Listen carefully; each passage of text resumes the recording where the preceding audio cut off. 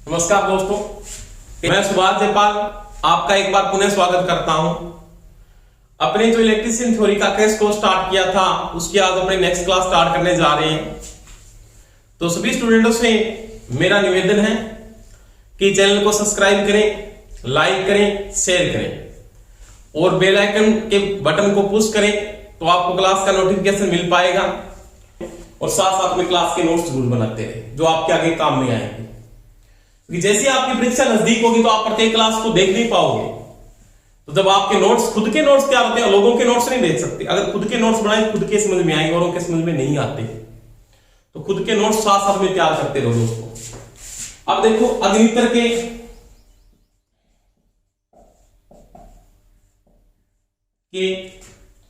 या फ्यूज के टर्म्स पढ़ रहे हैं दोस्तों। टर्म्स या इसके तथ्य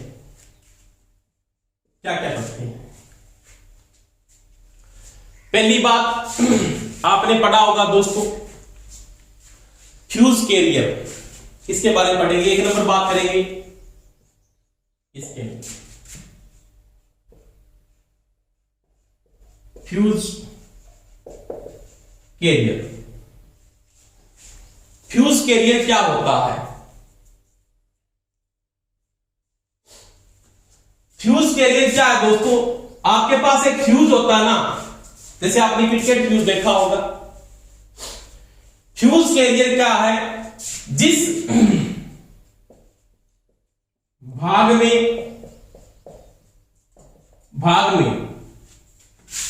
फ्यूज तार स्थापित रहता है वह आपका क्या कहलाता है दोस्तों? फ्यूज कैरियर कहलाता है। जैसे आपने क्रिकेट फ्यूज देखा होगा, तो क्रिकेट फ्यूज का ये जो नीचे स्टैंड पे जो आधार होता है, जो परिपथ में जुड़ा होता है, वो तो फ्यूज आधार होता है। इसके ऊपर जैसे ये लगाते हो आप ऊपर वाला क्लिप, जिसके अंदर फ्यूज तार लगा होता है ऐसे कॉन्टेक्ट वाला, तो वो उसका क्या है? फ्यूज कैरियर कहलाता है। जिस भाग में फ्यूज तार लगा पीस होता है उसको क्या बोलते हैं? फ्यूज कैरियर कहते हैं। दो नंबर टर्म्स की बात करूं, फ्यूज बेस। ये देखो, जैसे मेरे पास एक क्रिकेट फ्यूज ऐसे बना हुआ है, ये क्रिकेट है।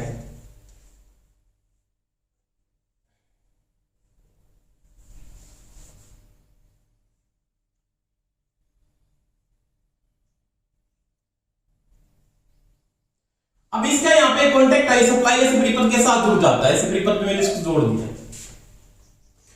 तो ये क्या है? वह भाग जो परिपथ के साथ जुड़ता है,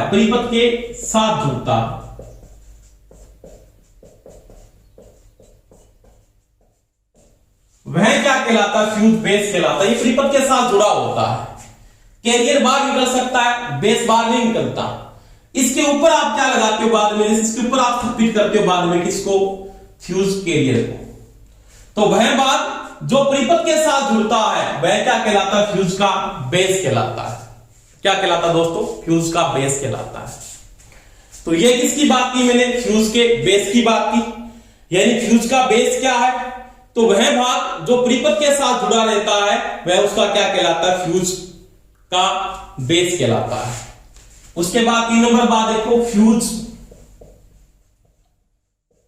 वायर। एक चीज भूल गया मैं बीच में पहले बतानी आपको कोई ये पूछ सकता है फ्यूज किस सिद्धांत पर काम करता है? फ्यूज का सिद्धांत, तो ये सिद्धांत दोस्तों उष्मीय सिद्धांत होता है, हीटिंग। उष्मीय सिद्धांत या तापन के सिद्धांत पर काम करता है, जो जूल का सिद्धांत है, H बराबर में I स्क्वायर RT। एक फ्यूज का सिद्धांत उष्मीय सिद्धांत पर काम करता है, हीटिंग सिद्धांत पर काम करता है। किसके सिद्धांत पर काम करता है? जूल का नियम। आगे पढ़ेंगे जूल का नियम हीटिंग का, H बराबर I स्क्वायर RT। तो ये सिद्धांत होता है फ्यूज का। जो पीछे बताना था मैं भूल गया था, आपको बता दिया। फ्यूज का सिद्धांत क्या? उष्मीय सिद्धांत पे काम करता है, H बराबर आई स्क्वायर जो किसका नियम है, जूल के नियम के सिद्धांत पर ये क्या करता है, काम करता है। हीटिंग पैदा हो रही है, गर्म होकर फ्यूज तार क्या होता है, पिघलता है, यानी फ्यूज तार को पिघलेगा ना, वो किस सिद्धांत से पिघलेगा, जूल के नियम से, H बराबर में आई स्क्वायर RT, हीट से पिघलता है। उसके बाद है फ्यूज वायर। फ्यूज वायर आप जो यूज कर रहे हो, यानी फ्यूज का वह भाग, फ्यूज का वह भाग जो उस्मित होकर पिघलता है, फ्यूज तार कहलाता है या फ्यूज वायर कहलाता है। फ्यूज का वह भाग, आपको पूछ ले फ्यूज वायर कहां पे स्थापित होता है, तो फ्यूज बेस में नहीं होता, कैरियर में होता है। कहां पे स्थापित होता है, कैरियर के अंदर। फ्यूज वायर को फ्यूज के कैरियर में स्थापित किया जाता है, और यह वह भाग है जो उसमें होकर क्या होता है दोस्तों, पिघलता है, उसे क्या बोलते हैं, फ्यूज वायर कहते हैं। क्या कहते हैं दोस्तों, फ्यूज वायर कहते हैं। तो ये मैंने बातें की कि फ्यूज वायर क्या है, तो वह भाग जो उसमें होकर पिघलता है, हीटिंग सिद्धांत पे काम करता है, किसके सिद्धांत पर, जूल के सिद्धांत पर या उसमें सिद्धांत पे काम करता है, वह क्या कहलाता है, आपका फ्यूज वायर कहलाता है। उसके बाद बात करेंगे फ्यूजिंग करंट। किसकी बात करेंगे, फ्यूजिंग करंट क्या है, 4 नंबर तथ्य है इसका।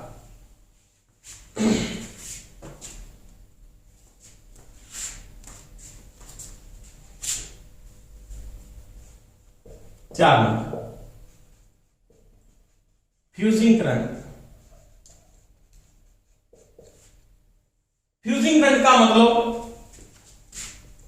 ये प्रश्न आई तथ्य वाले, वह निम्नतम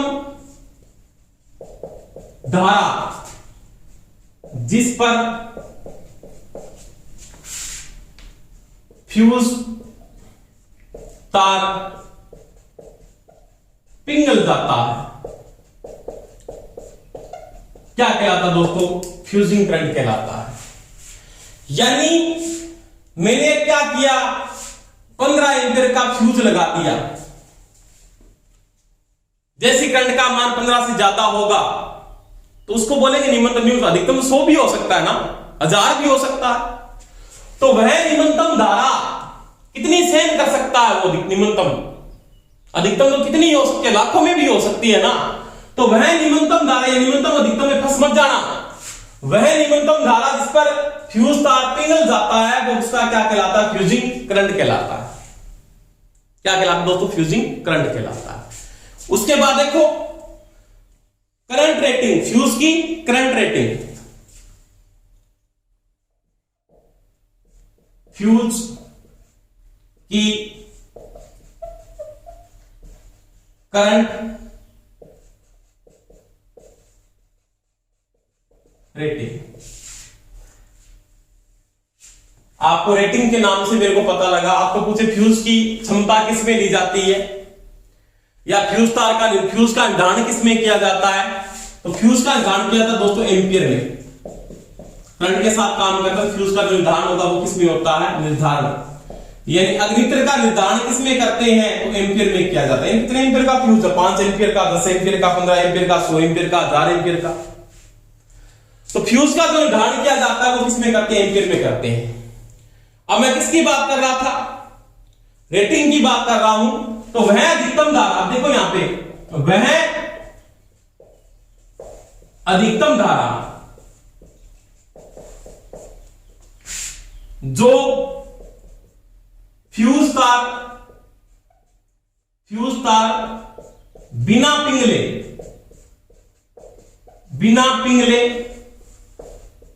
सहन करता है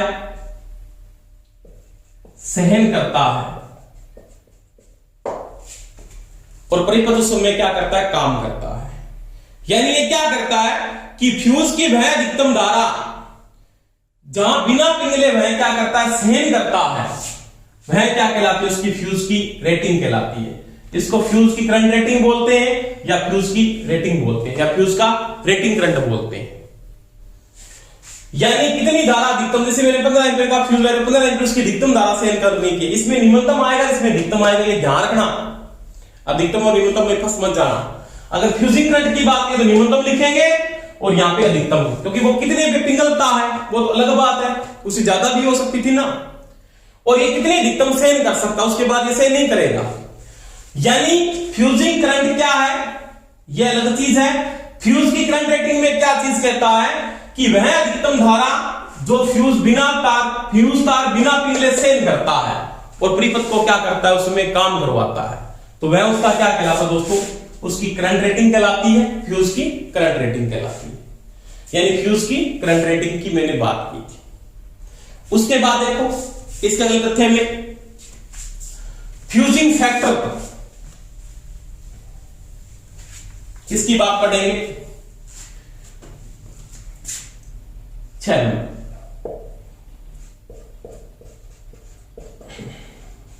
फ्यूजिंग फैक्टर, इसकी बात पढ़ेंगे फ्यूजिंग फैक्टर। यानी फ्यूज की करंट रेटिंग, आपने दो बातें पढ़ी है, फ्यूज की करंट रेटिंग और फ्यूजिंग फैक्टर। जो आपने बात की थी यहां पे कि फ्यूजिंग फैक्टर क्या है, तो दो बातें पढ़ी है। एक तो पढ़ा आपने फ्यूजिंग करंट, किसको पढ़ा है, फ्यूजिंग करंट।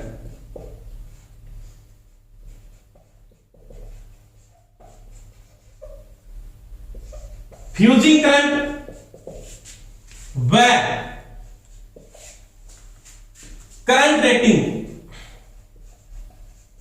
करंट रेटिंग के अनुपात को फ्यूजिंग फैक्टर कहते हैं। यानी फ्यूजिंग फैक्टर क्या है, एफ फ्यूजिंग फैक्टर, तो क्या होगा, फ्यूजिंग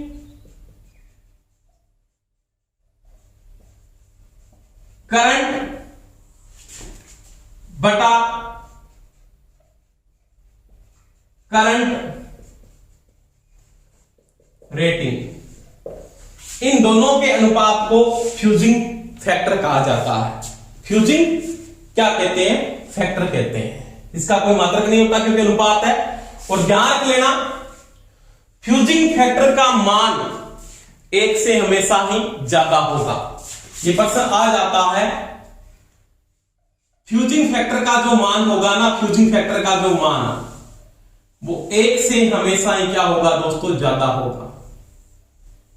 ये चीज का ध्यान रखना, फ्यूजिंग फैक्टर का मान 1 से ज्यादा होता है। फ्यूजिंग करंट और करंट रेटिंग का जो अनुपात है वो फ्यूजिंग फैक्टर कहलाता है, जिसका मान हमेशा इकाई से अधिक होता है, इकाई से अधिक। यानी फ्यूजिंग फैक्टर का मान, फ्यूजिंग फैक्टर का मान इकाई से अधिक होगा। जैसे आपने नोट किया होगा, किसका आपने पढ़ा होगा, कार्टिज फ्यूज, इसका दोस्तों कार्टिज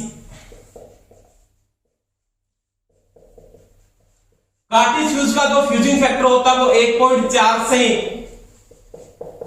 1.7 तक होता है। 1.4 से 1.7 तक होता है। और HRC का दोस्तों आपने बहुत बार प्रश्न पूछा होगा, उसका 1.1 होता है, 1.1 होता है। परंतु ध्यान रख लेना, जो फ्यूज अति भार के लिए उपयोग होते हैं, जो फ्यूज अति भार के लिए उपयोग होते हैं, अति भार के लिए उपयोग होते हैं, उनका फ्यूजिंग फैक्टर 1.4 से हमेशा ही कम होना चाहिए। अधिकतम 1.4 हो सकता है, उससे कम होना चाहिए, ज्यादा नहीं होना चाहिए।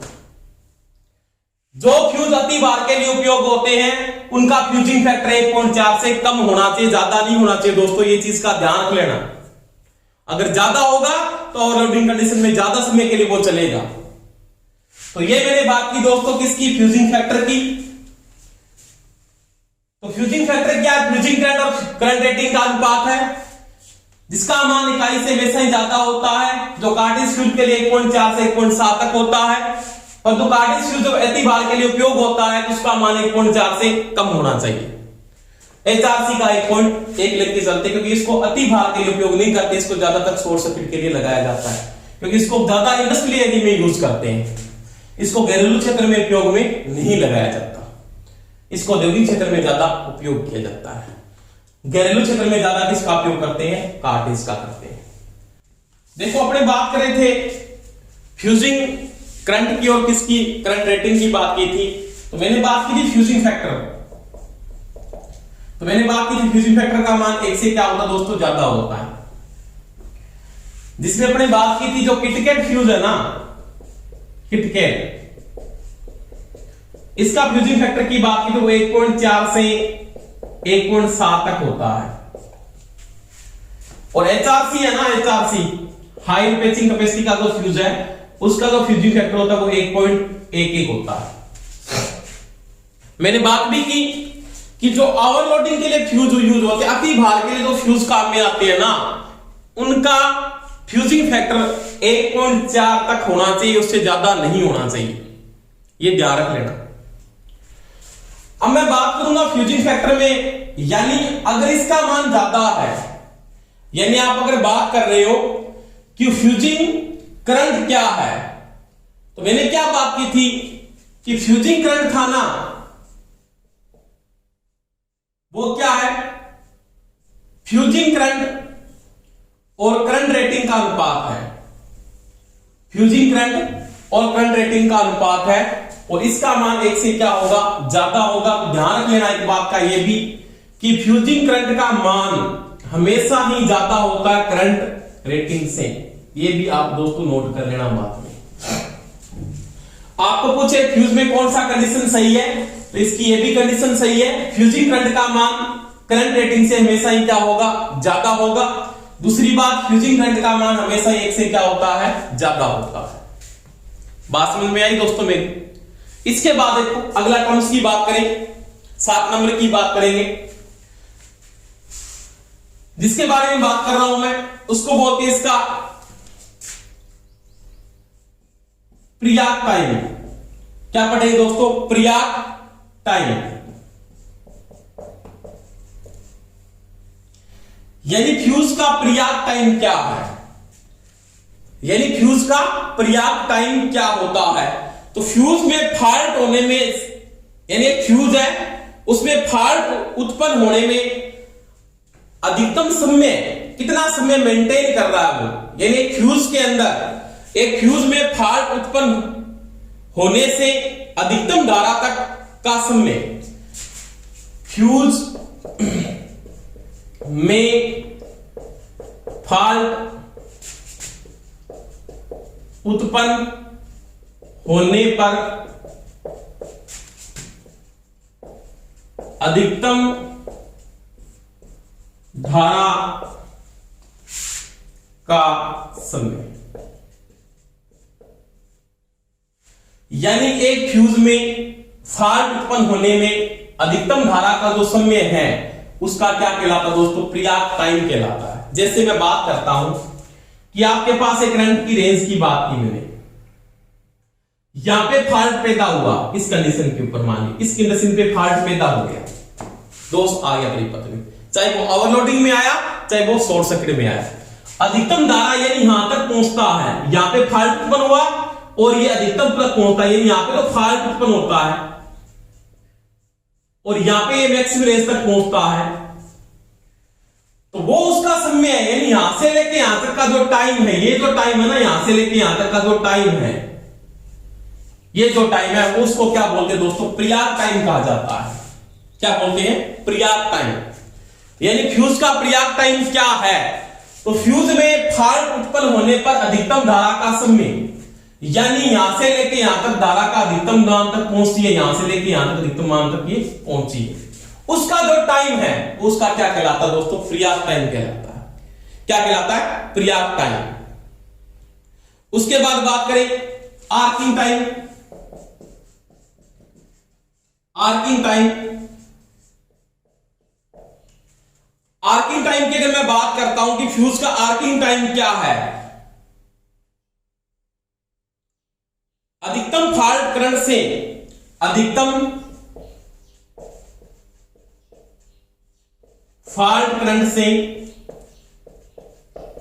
से परिपथ को खुला करने का समय या फ्यूज को खुला करने का समय। यानी क्या हो गया, पर्याप्त टाइम में धारा आपकी यहां तक पहुंच गई, इसके बाद क्या हुआ कि फ्यूज आपका क्या होता है, पिघल के टूट जाता है, तो धारा का मान दोस्तों क्या होगा, शून्य हो जाएगा। ये धारा यहां पे पहुंच जाएगी जीरो पर। ये इस कंडीशन से लेके धारा आपकी किस पे आएगी, जीरो पे आएगी। तो ये जो टाइम है ना, यहां से लेके यहां तक का टाइम, यानी यहां से लेके यहां तक का जो टाइम है, ये वाला टाइम, इस टाइम की अगर मैं बात करता हूं उसको क्या बोलते हैं, आर्किंग टाइम कहते हैं। यानी फ्यूज में आग लगती है, आग लगने के बाद फ्यूज पिघल के टूट जाता है, वो जो समय है वो उसका क्या कहलाता है दोस्तों, आर्किंग टाइम कहलाता है। अधिकतम फॉल्ट करंट दोस्तों यहां पे था, मैक्सिमम करंट था यहां पे, से परिपथ को खुला किया, ये परिपथ तोड़ दिया उस फ्यूज ने, या फ्यूज क्या हो गया, खुल गया, वो समय है उसका कौन सा कहलाता है, आर्किंग टाइम कहलाता है। क्या कहलाता है दोस्तों, आर्किंग टाइम। तो ये किसकी बात की दोस्तों, मैंने आर्किंग टाइम की बात की। फ्यूज में आग लगती है, स्पार्किंग हो जाती है। आग लगने पर अधिकतम धारा थी, उसके बाद आग लग के फ्यूज तार पिघल के टूट जाता है, वो जो समय है उसका क्या कहलाता है दोस्तों, आर्किंग टाइम कहलाता है। क्या कहलाता है, आर्किंग टाइम। उसके बाद मैं बात करूं इसका विधान समय, किसकी बात करें, विधान समय, इसकी बात करें दोस्तों, विधान समय की अगर मैं बात करता हूं, यानी इसका विधान समय क्या है, तो विधान समय की मैं अगर बात करता हूं दोस्तों, ऑपरेशन टाइम,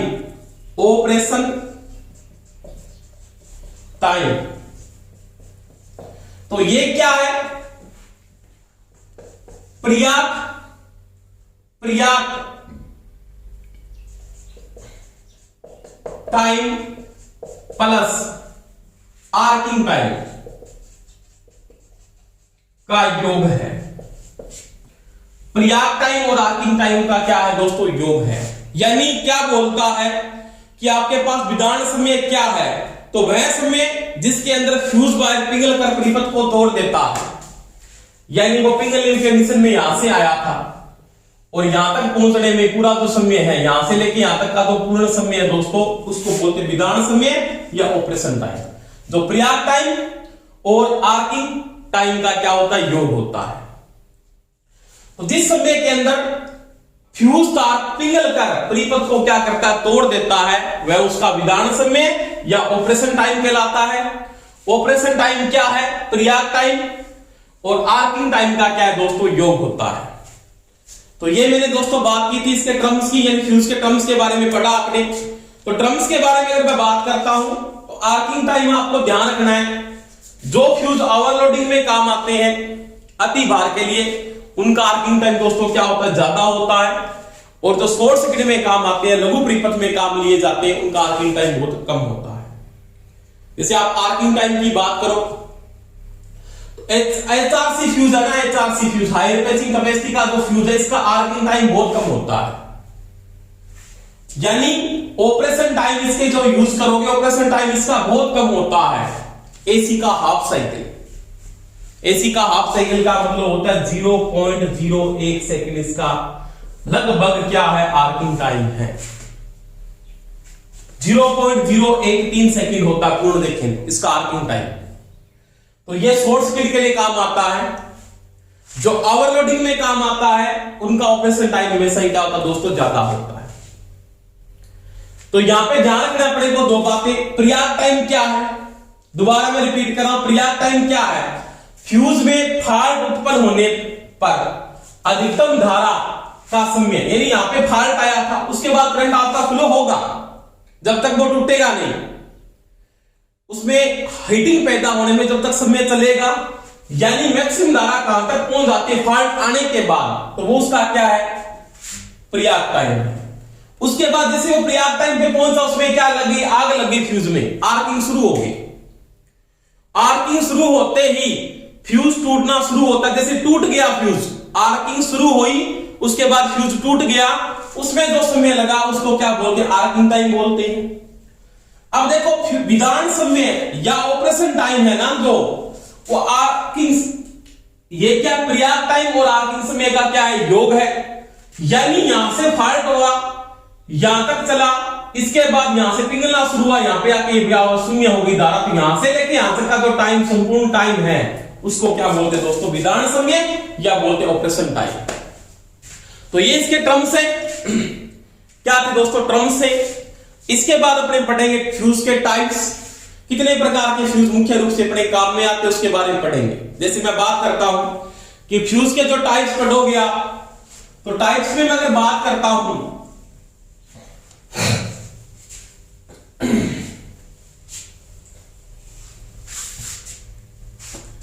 तो इसमें आप पढ़ोगे, पहली बात करेंगे अपने किटकैट फ्यूज की।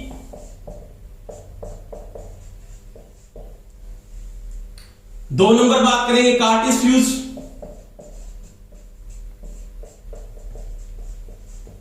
और 3 नंबर मुख्य बात करेंगे एचआरसी फ्यूज। किसकी बात करेंगे दोस्तों, एचआरसी फ्यूज। ये जो फ्यूज है घरेलू जीवन में ज्यादा यूज होता है, घरेलू कार्यों के अंदर। कार्टिस फ्यूज का ज्यादा उपयोग इलेक्ट्रॉनिक्स में किया जाता है, और जो एचआरसी फ्यूज है इसका उपयोग ज्यादा इंडस्ट्रियल क्षेत्र में करते हैं। तो ये अपने फ्यूज के टाइप है। देखो अगर दोस्तों बात करेंगे अग्नित्र के प्रकार, मुख्य टॉपिक पढ़ेंगे। इसका पहला टाइप पढ़ेंगे दोस्तों, पढ़ेंगे किटकैट, किटकैट फ्यूज, जिसे हिंदी में बोला जाता है पुनः तार स्थापक अग्नित्र या फ्यूज। ध्यान रखना दोस्तों, किटकैट के मुख्य टर्म्स के बारे में पढ़ते हैं। तो इसका जो आवरण की बात मैं सबसे पहले करता हूं कि किटकैट का आवरण किससे बना होता है, यूज कहां पे होता है। तो सबसे पहले मैं अगर बात करता हूं, ये जो किटकैट फ्यूज है ना, इसका उपयोग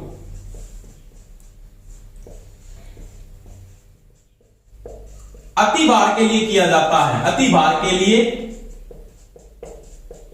करते हैं ज्यादा उपयोग। ओवरलोडिंग के लिए इसका उपयोग ज्यादा किया जाता है दोस्तों। लघु परिपथ के लिए इसका उपयोग नहीं करते, लघु परिपथ के लिए इसका उपयोग नहीं करते। ये चीज का ध्यान रख लेना, क्योंकि इसका विधान समय बहुत ज्यादा होता है, और शॉर्ट सर्किट में विधान समय आपको क्या चाहिए, बहुत कम चाहिए। इसका जो विधान समय है वो अधिकतम 2 मिनट तक हो सकता है। 2 मिनट तक अगर शॉर्ट सर्किट में चलता है तो मेरे को पता है क्या होगा, पूरा परिपथ भी जल जाएगा। तो इसका उपयोग ज्यादा ओवरलोडिंग में करते हैं, अति भार के लिए इसका ज्यादा उपयोग किया जाता है। इसका उपयोग शॉर्ट सर्किट के लिए नहीं करते। दूसरी मैं अगर बात करता हूं, किटकैट फ्यूज है, इसका जो करंट रेटिंग होती है, इसकी बात करें दोस्तों, करंट रेटिंग, यानी किटकैट फ्यूज की जो करंट रेटिंग है वो होती है 200 एंपियर तक, 200 एंपियर तक इसकी करंट रेटिंग। करंट रेटिंग मैंने आपको पहले समझा दी, करंट रेटिंग क्या है। वह अधिकतम धारा जिसके ऊपर फ्यूज बिना पिघले परिपथ पे सही रूप से क्या करता है, कार्य करता है, उसकी करंट रेटिंग कहलाती है, और इसका मान होता है लगभग 200 एंपियर तक। दूसरी मैं अगर बात करता हूं तो इसका फ्यूजिंग करंट, तो वो होता है दोस्तों 5 से लगभग कितना आपके पास 3000 एंपियर तक फ्यूजिंग करंट का मान। वह निम्नतम धारा जिसके ऊपर फ्यूज तार पिघल कर परिपथ को तोड़ता है फ्यूजिंग करंट कहलाता है। इसका मान 5 से 3,000 एंपियर, इसकी करंट रेटिंग लगभग 200 एंपियर तक होती है।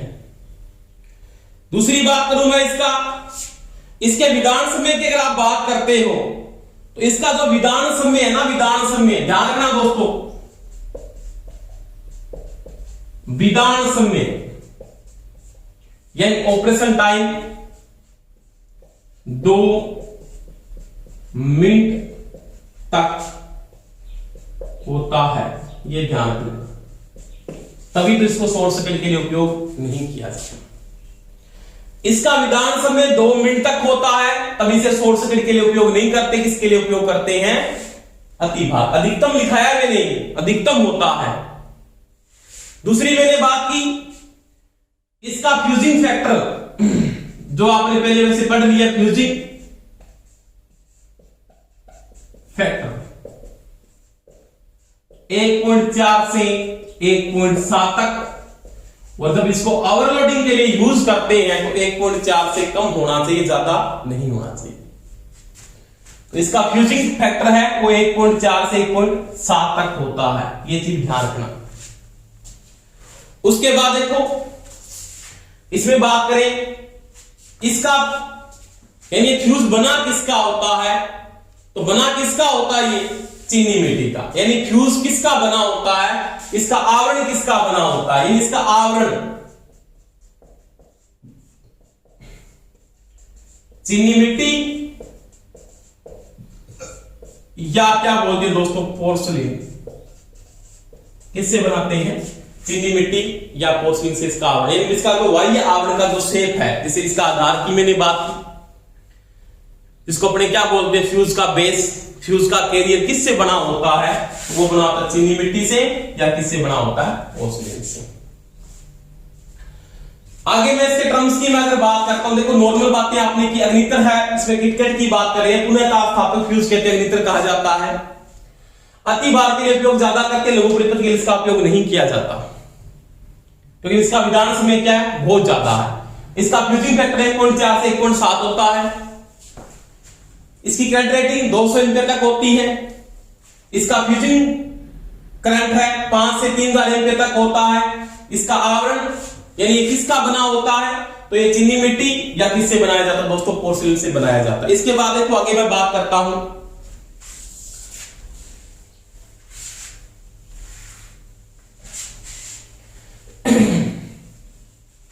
इसका फ्यूज वायर।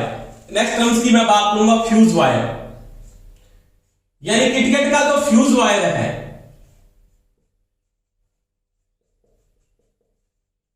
ये किससे बनाया जाता है? तो ये टिन व सीसा दोनों का क्या होता है दोस्तों? मिश्रण होता है। इसमें मैंने बात की थी 63-37 का अनुपात होता है, यानी क्या बोलेंगे? SN plus PB. रासायनिक समीकरण के अंदर टिन को SN से लिखा जाता है, सीसा यानी लेड को किससे लिखा जाता है? पीबी से। और लेड की मात्रा मैंने कहा था लो रहती है, 37% क्या होता है इसके अंदर? लेड होता है, और 63% दोस्तों क्या होता है इसमें? टिन होता है। बाकी मैंने शुद्ध फ्यूज की बात की, नेक्स्ट पिछली वाली क्लास में मैंने समझाया आपको कि शुद्ध फ्यूज और सामान्य फ्यूज में क्या डिफरेंस है, शुद्ध फ्यूज में कितने परसेंट क्या होता है, और आपके पास सामान्य फ्यूज में क्या पाया जाता है। किसकी मात्रा बढ़ेगी फ्यूज का मान बढ़ेगा, किसकी मात्रा कम होगी फ्यूज का मान कम होगा। ये भी मैंने नेक्स्ट क्लास में आपको बताया है। अब देखो उसके बाद में अगर बात करता हूं इसका तो फ्यूज वायर है ना, जैसे मैंने कहा एक फ्यूज वायर है, इसके में मैंने फ्यूज वायर को यूज किया। ये फ्यूज वायर है 5 एंपियर का। एक बार प्रश्न पूछा था इससे, कितने एंपियर का दोस्तों? 5 एंपियर का आपके पास एक फ्यूज वायर है। अगर मैं यहां पे कहता हूं इसकी कैपेसिटी आपको बढ़ानी 10 एंपियर करना है, 15 एंपियर करना है, तो आप क्या करोगे? आप क्या करोगे? उस फ्यूज वायर में लड़ियों की संख्या बढ़ाओगे। जैसे मैंने सिंपल बात की थी, एक फ्यूज तार है, उसमें एक फ्यूज तार है, ये 5 एंपियर का है। अगर वो यहां पे कहता है इसकी 3 लड़ियों को समान भागों में काटकर आपस में मरोड़ लिया जाता है इससे, तो उसकी करंट रेटिंग क्या होगी? 3 लड़ियां 1, 2 और 3, तो क्या करोगे, 5 इंटू 3 नहीं करोगे, 15 एम्पियर नहीं होगा। उस समय जब आप फ्यूज की क्षमता निकालते हो ना, कि फ्यूज की क्षमता, फ्यूज की क्षमता, तो क्या लिखोगे, एक लड़ी की धारा क्षमता गुणा में लड़ियों की संख्या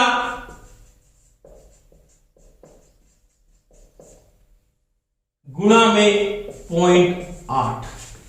इसका फैक्टर है 0.8, क्योंकि संपर्क के कारण जिससे बढ़ जाता है उसके कारण कैपेसिटी इतनी गुणत्व में नहीं बढ़ती। जैसे मैंने बात की थी, आपके पास लड़ी कितनी है, एक लड़ी की धारा क्षमता इंटू लड़ियों की संख्या इंटू 0.8। एक लड़ी की धारा क्षमता दोस्तों कितनी है, 5। लड़ियों की संख्या कितनी की आपने, 3। कितना करोगे, 0.8। तो कितना आ जाएगा, 5 दिया 8 किया 24। 24 को 5 से गुणा कर दो, 10 और 12, इसकी जो करंट कैपेसिटी हो जाएगी आपके पास दोस्तों 12 एम्पीयर, नहीं कि आप यहां पे 15 एम्पीयर कर दो। तो इसकी जो करंट कैपेसिटी है वो कितनी होगी दोस्तों, 12 एम्पीयर होगी। उसका जो गुणक आपको 0.8 लेना है और आपका न्यूनतम लेना वो 0.7 ले सकते हो, और लगभग जो गुणक लिया जाता है 0.8 का लिया जाता है। तो किटकैट फ्यूज को रिवाइबल फ्यूज करते हैं, इसको मतलब बार बार आप उपयोग कर सकते हो।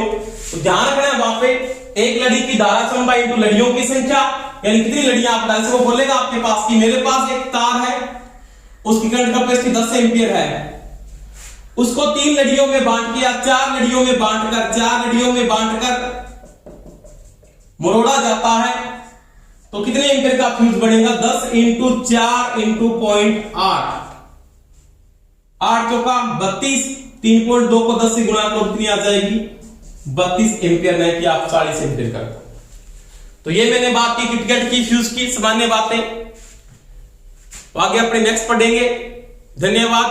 क्लास अच्छी लगी हो तो लाइक करें, शेयर करें, और सभी लड़के चैनल को सब्सक्राइब कर लें स्टूडेंट, और ज्यादा से ज्यादा शेयर करें, बेल आइकन के बटन को पुश कर लें। धन्यवाद।